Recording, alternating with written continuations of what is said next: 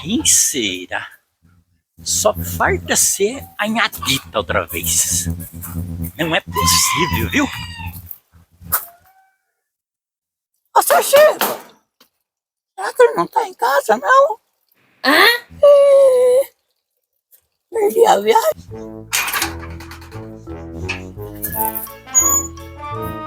Bom dia, tudo bem com a senhora? Tudo bem? Ai, esse pedaço de pão, você fui eu que fiz. Fiz pensando em você, tá?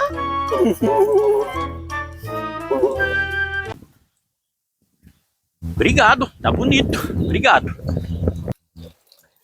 Eu vou no mercadinho comprar uma mistura.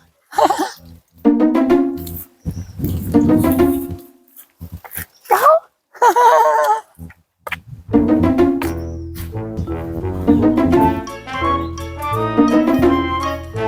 Cadê os carros aí, Nhadita?